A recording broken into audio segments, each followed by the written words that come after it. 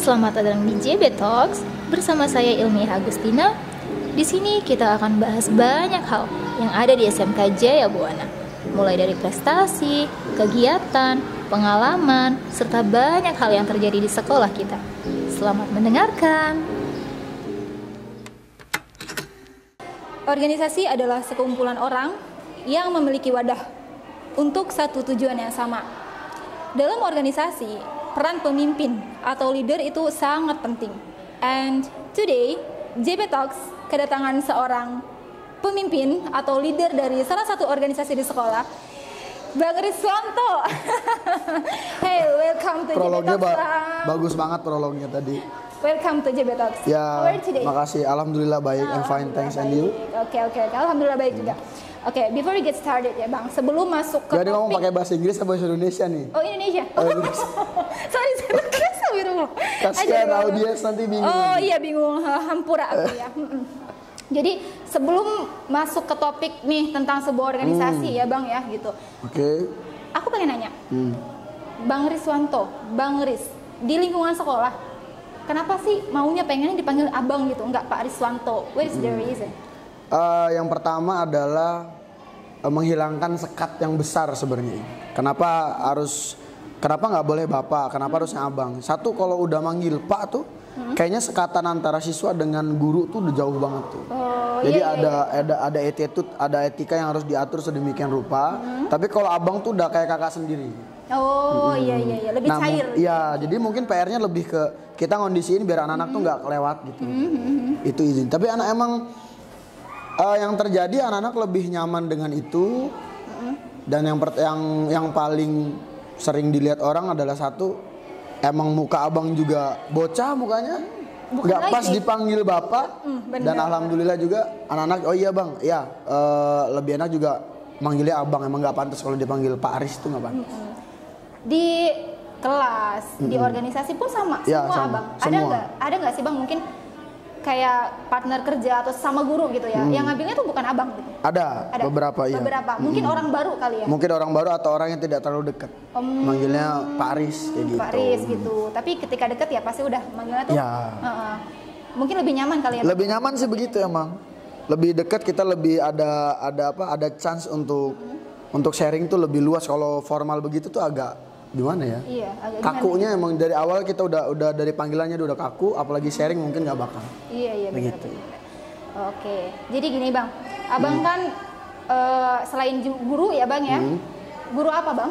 Kalau guru harusnya jadi guru bahasa Inggris. Harusnya. Karena lulusan pendidikan bahasa Inggris. Tapi karena Abang nggak suka belajar, nggak suka baca buku, nggak suka ini, Abang nggak mau ngajar pelajaran yang harus belajar dulu malamnya. Oh. Itu nggak suka. Nggak suka. Oke. Karena sebenarnya anak nggak butuh itu. Anak-anak nggak begitu. Nggak butuh itu. Kok nggak butuh itu? Kenapa Abang bisa mengeluarkan statement itu? Apalagi ngelihat anak-anak di zaman sekarang itu mereka PR-nya bukan di akademik sebenarnya, lebih ke etika, kemudian juga cara menghargai orang lain gitu tuh. Makanya kalau Abang pribadi ngajar ini, Paris mau ngajar apa? Pokoknya saya pengen ngajar pelajaran yang nggak perlu belajar, Pak. Gitu. Makanya apa? Oke, produktif Abang nggak perlu baca buku. Abang langsung buka komputer, gua harus ngapain? Nanti besok gua harus ngajar apa? Oh iya, ini anak yang nggak tahu nih, jadi gua ajarin ini deh gitu. Tapi kalau bahasa Inggris harus belajar pronunciation, simple present tense, Grammarnya harus matang ya Bang ya. Betul. Salah dikit, meleset dikit, fatal. Oke. Dan Abang bete kalau ngajarin sesuatu yang harus sesuai rules gitu. Terstruktur gitu. Iya, nggak mau. Nggak mau. Itu guru. Iya. Ini kan guru informatika ya Bang ya. Terus jadi pelatih futsal. Pelatih futsal putri. Bang, kenapa sih lebih ini pilihan atau gimana? Ada kan futsal putra, kenapa pilihnya futsal putri? Dulunya dua-duanya dilatih. Dulunya dua-duanya karena ngelihat kayaknya ini kalau Abang sendiri dan ngelatih futsal putra dan putri kayaknya nggak bakal berkembang. Iya, dua-duanya. Mungkin, ya? Yang pertama nggak kepegang, dan yang kedua mungkin dua-duanya nggak bakal berkembang jauh. Iya. Makanya keputusan kepala sekolah untuk pusat putra pelatihnya masing-masing, pusat putri masing-masing, dan alhamdulillah Sekarang Pusat Putra punya program sendiri yang bagus banget, entah beasiswa segala macam. Pusat Putri juga sama punya program masing-masing. Akhirnya majunya bareng. Gitu. Iya benar-benar. Kalau waktu pas megang dua-duanya, satu capek ngebagi waktu nggak bisa. Iya benar. Dan harusnya abang apa namanya? Abang bisa bagi waktu antara sekolah dengan futsal dan ini malah nggak kebagi. Nah, akhirnya dua-duanya OSISnya nggak berkembang, kemudian juga putranya juga nggak berkembang. Berarti dulu abang bisa dikatakan megang 3 organisasi. Megang 3. Itu luar biasa loh bang. Capek. Ngebagi waktunya, tidurnya, aduh. Iya. Makanya akhirnya nggak maksimal 3-3-nya tuh gara-gara itu. Tapi sekarang lebih fokus ke Pusat Putri dan OSIS kalau OSIS sekarang. ya. Oke. Masih berbicara tentang anak futsal putri ya bang ya. Abang tahu lah cewek itu kan rempong Ya. banget ya. Ada nggak sih? Ya karena saya cewek bang. Oke. Ada nggak sih perbedaan yang bang signifikan banget gitu antara futsal putra dan futsal putri? Cara nge-treat mereka Iya. gimana? Cewek kan mut-mutan bang. Betul. Yang dipertimbangin banyak sebenarnya. Ini manggilnya Iim, Bu Iim atau apa nih? Im aja lah. Im. Sebenarnya banyak Im yang harus dipertimbangin kalau misalnya kita ngelatih futsal putri. Kalau kalau futsal putra, kita hajar, kita bisa.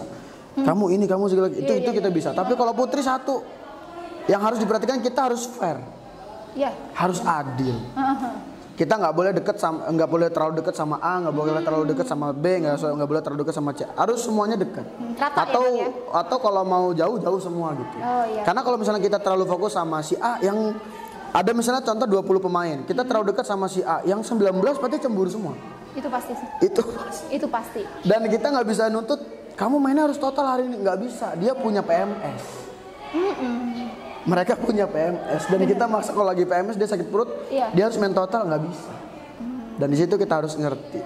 Kemudian cara ngebilangin atau cara kita nasehatin secara teknik dan secara motivasi juga beda ya. Iya. Nggak sama. Harus soft banget ya bang. Kalau soft harus kita tahu dulu dia backgroundnya gimana dan kenapa, baru kita treatment. Kita nggak boleh ujuk-ujuk kita nggak tahu dia kenapa dia nggak misalnya dia nggak latihan nih. Kita judge, oh kamu dasar pemalas, kamu dasar ini segala, nggak bisa. Nggak bisa ya. Kita harus tahu dulu alasannya kenapa dia nggak pernah latihan, baru kita treatment. Aduh cewek PR.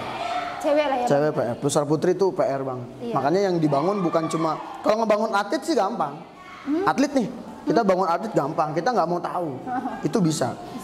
Lu mau latihan atau enggak, terserah. Pokoknya begini gampang. Tapi kan ini ranahnya adalah ekstrakurikuler, di mana anak-anak yang entah itu mereka lagi broken home, mereka lagi nggak akur sama orang tuanya pisah segala macem. Kita harus ngerti kondisi itu. Makanya capeknya mungkin di sana sih. Iya benar. Iya benar sih ya bang ya. Aduh cewek ya, karena saya juga cewek. Betul. Gitu. Jadi paham banget lah.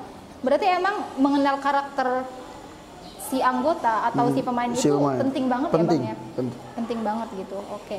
Selama menjadi pembina futsal ya bang ya, pernah nggak sih kayak ikut turnamen dan atau lagi jalan bang, lagi jalan liga ya bang ya? Liga keberapa? Apa? Liga kan? Lagi jalan liga keberapa? Ini minggu keempat ini, hari besok. Minggu keempat di Millennial Futsal. Oh iya benar. Posisi berapa? Posisi ketiga. Iya. Ada ini progres dari pas pertama, liga pertama. Progresnya jauh sebenarnya. Alhamdulillah jauh. Karena sebenarnya liga ini bukan ajang, targetnya dari kepala sekolah bukan ajang untuk lu harus juara ya, bukan. Tapi emang apa yang lu ajarin di sekolah, lu ajarin di latihan tiap hari Rabu, Sabtu dan segala macem. Ini jadi ajang untuk uji coba seberapa jauh materi lu bisa dipakai sama anak-anak, kata Pak Aan. Jadi akhirnya kita nothing tulus udah. Menang kalah di kompetisi ini itu nggak akan ngerubah apapun. Gitu. Kecuali progres harus. Iya, yang penting pengalaman dulu sih ya bang ya, mungkin ya. Mental juga ya, ngelatih mental. Sebenarnya abang mau ngomong rotasi kayaknya Im nggak ngerti deh kayaknya. Jangan ngerti. Ini rotasi ini apa namanya? Pemain. Iya. Karena kan nggak ada, jarang ada orang yang kalau ngelatih cewek tuh ya udah yang penting satu ada pemain bagus lu manfaatin itu. Jarang ada pelatih ya, kalau kata seniornya abang, jarang ada pelatih yang mau tuh ngelatih rotasi, ngelatih pola tuh jarang ada yang mau. Karena ngelatih passing aja capek. Ngelatih ngoper, ngelatih nendang itu capek. Tapi abang pribadi ada motivasi dari Bang Arif sebagai pelatih Pusar Putra, toh coba deh latih ini. Siapa tahu nanti bisa, walaupun memang ibaratnya nggak maksimal, tapi semua orang mengakui bahwasanya anak Pusar Putri Jaya Buana tuh kok bisa gitu belajar rotasi, belajar pola, belajar ini segala macam gitu. Oh, dan so far abang udah terapin belum? Udah terapin. Dan kompetisi di sana di Tegar Raksa bilang, kok bisa bang gitu. Oh. Iya. Lu ngelatih itu kok bisa, iya karena satu fokus, yang kedua mau aja gitu. Anak-anaknya ya juga ya? mau. Manut ya? Justru haus mereka. Oh. Jadi main tuh nggak cuma ya passing terus lari, ada pemain satu yang bagus diandelin itu aja gitu.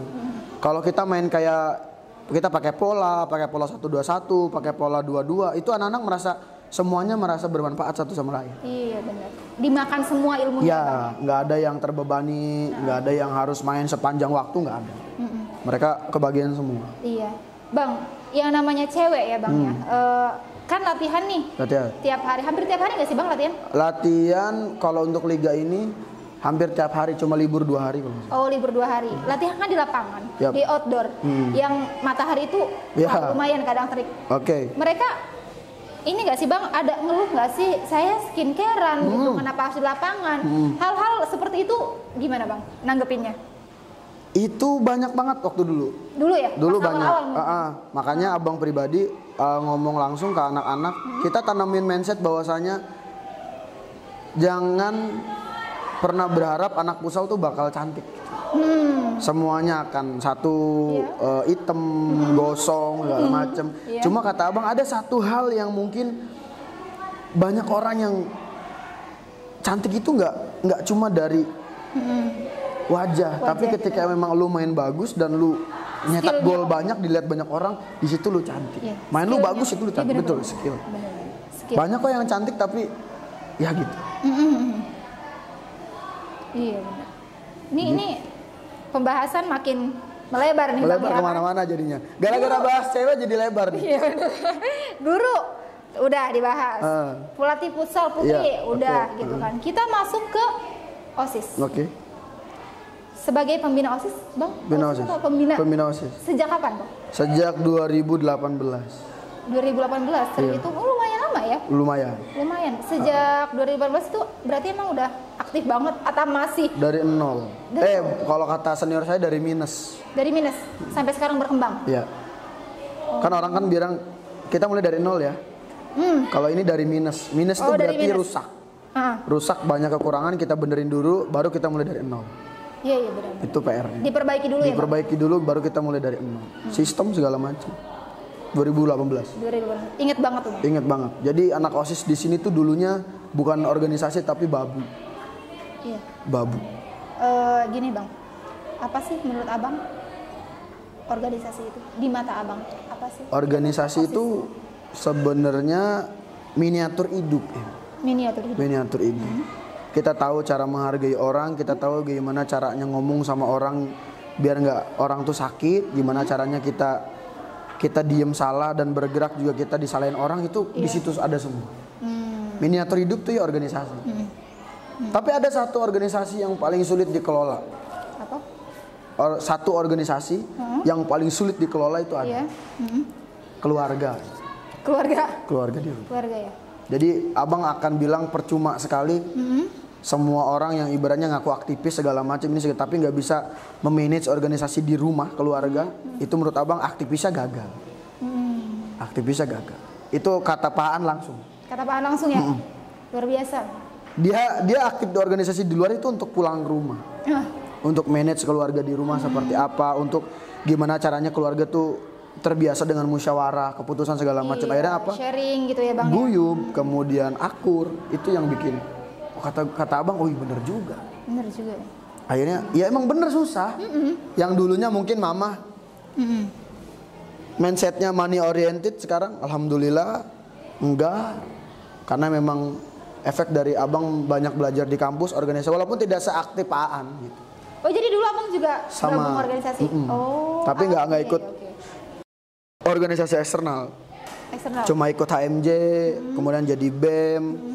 Kemudian ikut teman-teman diskusi ke sini gitu. Tapi emang lumayan aktif dulu. Lumayan di kampus. Di kampus. Oke. Iya benar. Ya, Jadi gitu. ada bekal ya Bang ya? Lumayan. Ada bekal. 2018 Bang, terjun ke Jaya Buana. Yep. Abang pertama kali masuk ke SMK Jaya Buana tahun berapa sih Bang? 2017. Berarti setahun setelah itu terjun ke iya, organisasi. Waktu itu sebenarnya gara-gara jadi seksi acara LDK kalau nggak salah.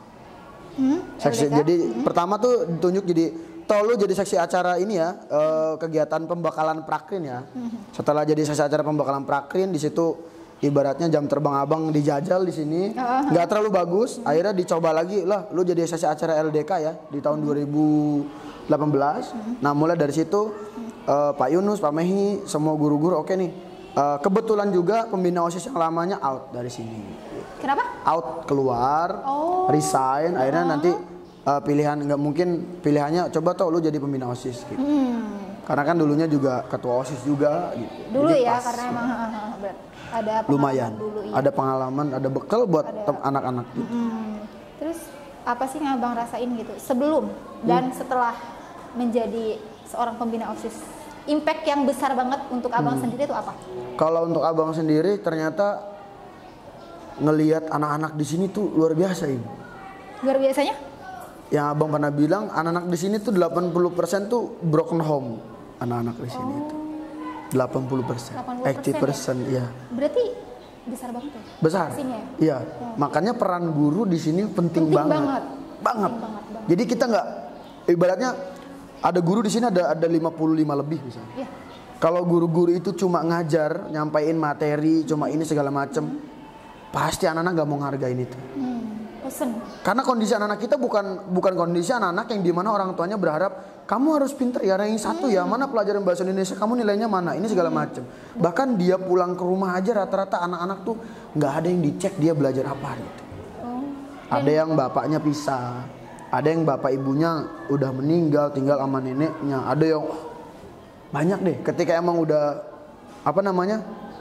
udah abang salah satu treatment ngobrol sama beberapa siswa dan hampir rata-rata begitu. Impactnya ternyata gila nih anak-anak kata abang, ke abang pribadi ya. Abang tahu gimana cara nanganin anak-anak di sini dengan karena tahu background mereka di sini. Iya. Makanya jadi pembina tuh oh iya nih gue alhamdulillah nih gue tahu A, gue tahu B, tahu C. Jadi kalau ngobrol sama si A ya caranya beda, ngobrol sama si B ya caranya beda, ngobrol sama si C. Iya, berarti banyak banget value yang abang dapetin ya. Betul. Luar biasa. Dan abang nggak pernah ngomelin siswa tanpa tidak mengetahui background keluarganya gimana. Iya. Dan itu beda ya. Kita ngomelin anak yatim beda. Kita ngomelin anak yang lengkap tapi tidak punya beda. Kita ngomelin anak yang lengkap dan dia kaya beda juga. Itu nggak boleh sama. Iya. Anak yang nggak punya ibu, anak yang nggak punya bapak kan beda. Anak yang nggak punya bapak berarti dia tidak belajar kebijaksanaan. Anak yang tidak punya ibu berarti dia tidak bisa belajar merasakan perasaan orang lain kan. Apalagi nggak punya bapak, nggak punya ibu. Iya. Nah disitulah kehadiran guru sangat penting di situ. Maka jadilah orang tua buat mereka. Itu ngeliat anak yang nggak punya bapak, nggak punya ibu tuh pusing juga gitu. Karena ya mereka nggak dapat peran itu. Nggak dapat peran itu. Nggak dapat peran itu. Bahkan jadi ibaratnya bagaimana belajar jadi manusia aja dia bingung gitu. Itu efeknya. Gitu. Dan abang suka benci banget sama siswa yang dia anak yatim. Abang kemarin juga habis ngukum anak tuh. Abang tanya, nak bapak kamu kerja apa? Bapak saya nggak ada pak. Dia tuh anak yang bolos. Gitu. Oh. Bukan karena abang menghakimi anak yatim, tapi abang benci sama anak yatim yang dia hidupnya tuh tidak mau bermanfaat buat orang lain. Bandel, bolos, minum-minuman, ngerokok. Aduh, ya bapaknya kasihan di sana. Itu abang emosi di arah sana tuh. Kadang-kadang. Ya, complicated lah. Setelah jadi pembina OSIS banyak belajar juga, Bang. Kondisi anak-anak di sini. Oh. Berarti emang banyak yang sharing ya, Bang ya? Sebenarnya bukan banyak yang sharing, tapi dari kita ngehukum tuh anak-anak otomatis sharing gitu. Sharing. Oh, tapi mereka mau ya? Mau. Maksudnya kayak mau spill the beans gitu, sharing, Bang, begini. Ya. Kan ada karakter anak tuh yang emang benar-benar ya private gitu. Betul. Ya gitulah ini. Luar biasa ya, Bang ya? Capek sih. Ya, makanya 1.900 siswa tuh harus kita tangani hanya dengan beberapa tangan gitu. Kan nggak semua. Iya. Nggak semua guru turun, kemudian juga pembina OSIS juga memang abang emang tugasnya untuk ke arah sana, yang langsung dibimbing sama Pak Mehi, sama Pak Yunus, sama guru-guru senior gitu. Lumayan capek sih. Bukan lumayan, mungkin capek. Capek kan? Tapi karena seneng jadi iya nikmat seru aja gitu loh. Tahu si A, tahu si B, iya, tahu si C. karakternya gitu. Oke, Bang. Pada zaman itu ya, Bang ya. Iya. Anak OSIS. Anak OSIS. Itu kan dijuluki dengan babu sekolah. Babu menurut abang pribadi itu. Abang setuju nggak dengan statement itu? Abang setuju ketika OSIS tersebut tidak memiliki ide, tidak punya program, tidak mau mengambil resiko, abang anggap OSIS itu babu.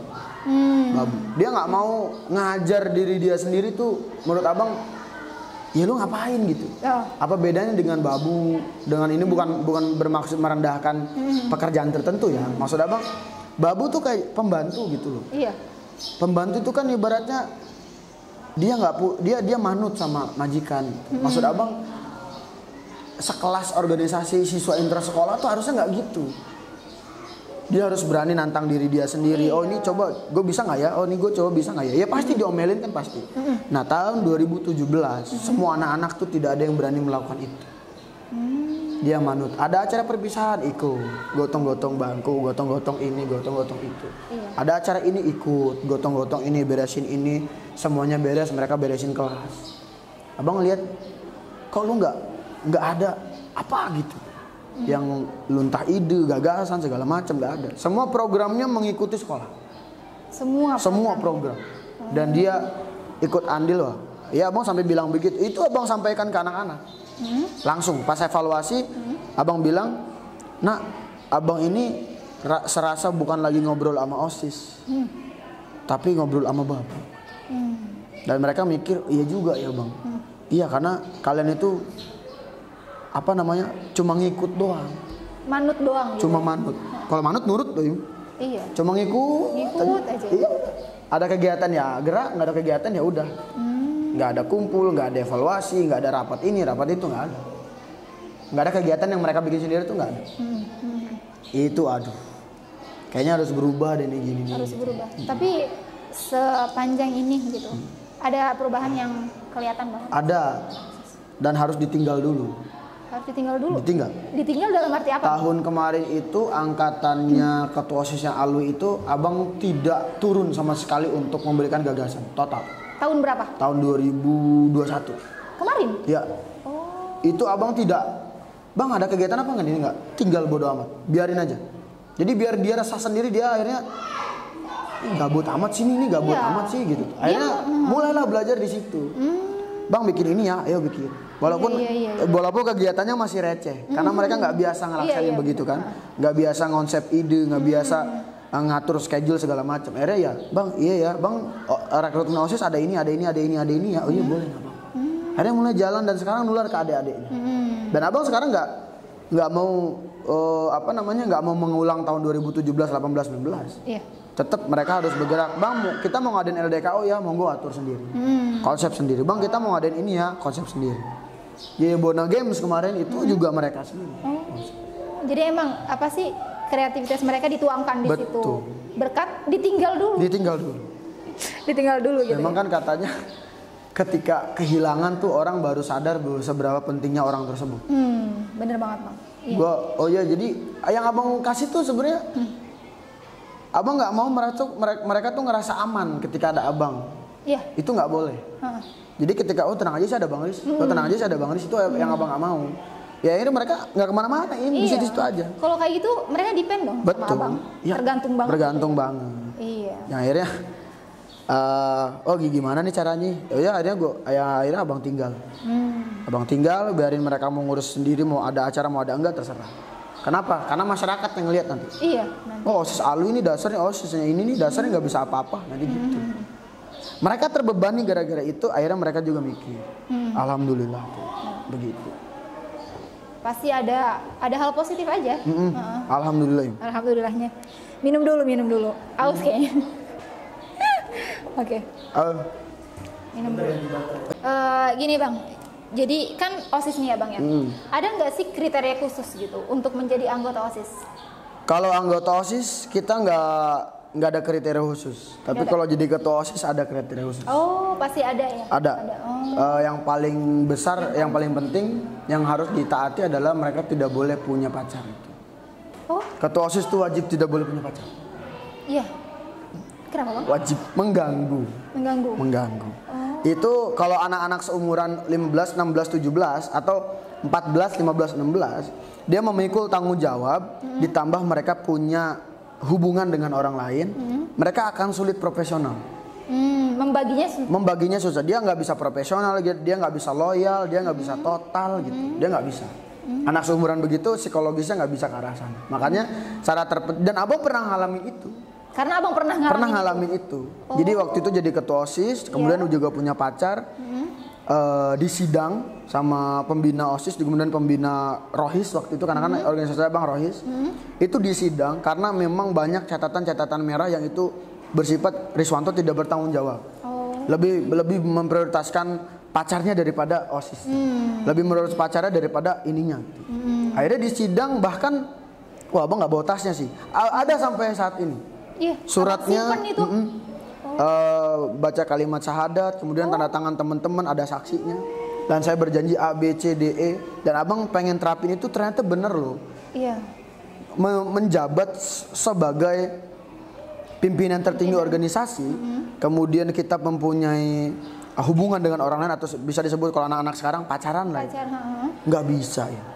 Ngebaginya itu susah ya. Dan bahkan bukan nggak bisa ngebagi, nggak akan bertanggung jawab. Yang harusnya pemikiran dia itu total untuk organisasi OSIS, dan itu terbagi.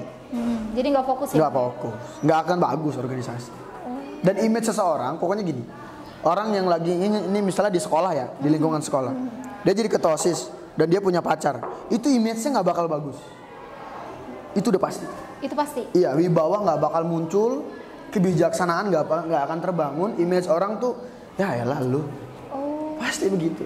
Tapi kalau dia leader, kemudian dia benar-benar leader dan dia sendiri, kemudian dia punya totalitas, punya loyalitas, itu pasti. Wibawa dia dari cara berjalan aja orang tahu bahwa dia ketua OSIS. Kalau dia nggak punya apa-apa, nggak punya pacar, nggak punya gebetan, nggak punya apa, itu yang rusak. Gitu. Berarti kemarin nih Bang, yang OSIS sekarang ya, kelas berapa Bang? Kelas 11. Ridwan ya? Ridwan. Itu sama juga? Dia. Atau ada berapa kandidat Bang waktu itu yang nyalon? Ada 6. Berarti mereka siap dengan konsekuensi? Iya. Nggak boleh pacaran? Dan Ridwan itu yang memutuskan pacarnya di depan saya. Harus, kalau Anda mau menjadi kandidat, Anda harus putuskan pacar Anda. Selesai, langsung pada hari. Saya nggak mau nerima. Dan itu Abang kontrol sampai sekarang. Terus dilihat. Saya HP-nya dicek, dia punya gebetan nggak, dia masih pacaran apa enggak, dia masih berhubungan apa enggak. Di luar masih dicek dia sering nganterin atau enggak. Dan alhamdulillah enggak.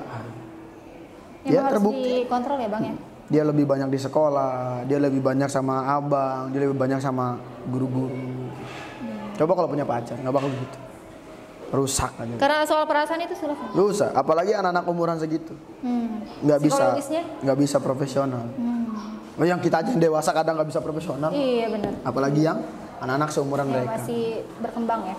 Ada gagal 4, ada 6 yang gagal 2. 2 punya pacar dan dia nggak mau mutusin, ya udah duduk lagi kata abang. Padahal bagus potensinya. Kata abang, ada potensi bisa dibangun kok. Tapi komitmen itu susah. Iya. Udah. Bener banget. Kesepakatan antara abang dengan dia, komitmen yang dibangun, lu sanggup nggak punya pacar? Gua bang kayaknya nggak sanggup deh, udah tuh lu duduk lagi, lu dengerin aja, udah lu saksiin aja ini kayak gini. Akhirnya 4 orang yang maju kalau nggak salah. Satu nggak punya pacar, yang ini segala macem, kita voting. Waktu itu seharusnya yang terpilih itu Vera, Im. Cewek? Vera Firnanda apa Firnada itu lupa. Yang harusnya Vera. Yang sekarang kelas? Yang saya kelas 11. Sekarang kelas 11. Sekarang wakilnya Ridwan. Jadi harusnya jadi Vera. Wakil. Betul. Dia terpilih hasil voting, hasil musyawarah. Kemudian mereka Vera sendiri nggak mau. Nggak maunya kenapa? Nggak maunya ada masalah, ada konflik yang kayaknya nggak perlu disampaikan di sini. Oke. Ada konflik yang itu membuat Vera itu terbebani akan terpilihnya dia. Akhirnya majulah Ridwan. Ridwan itu nggak dijagokan.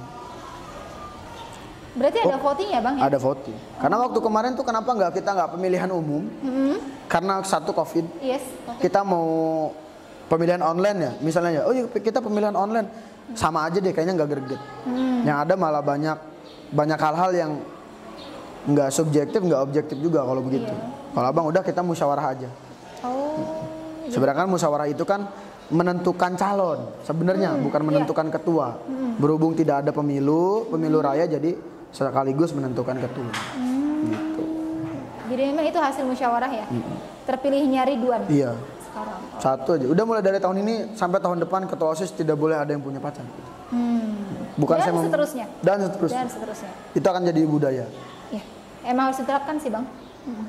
Karena susah ya kalau ngomong soal perasaan. Susah banget. Kalau nggak logis, aduh, itu susah banget. Rusak. Leadership rusak pasti. Pasti. Oh iya. Oke. Ini udah panjang banget nih Bang ngobrolnya ya. Oke. Terima kasih banyak Bang Riz. Sama-sama. Sudah mau diundang di JB Talks. Ya mungkin lain waktu kita bakal undang lagi. Boleh, siap. Kontak aja. Udah sharing banyak ya kan, kepemimpinan, bagaimana menjadi seorang pemimpin, pengalamannya, nge-treat siswa, nge-treat orang. Aduh, luar biasa banget loh. Terima kasih banyak. Semoga bermanfaat aja buat teman-teman semua yang nonton dan juga Bang Alpin. Thank you. Padahal mejanya sebelahan ya. Padahal sebelahan ya. Aduh. Oke? Ya. Mungkin itu saja cukup. Terima kasih. Assalamualaikum warahmatullahi wabarakatuh. Waalaikumsalam. Terima kasih telah mendengarkan perbincangan kami. Saya Ilmiah Agustina, pamit undur diri. Nantikan JB Talks episode berikutnya. Sampai jumpa.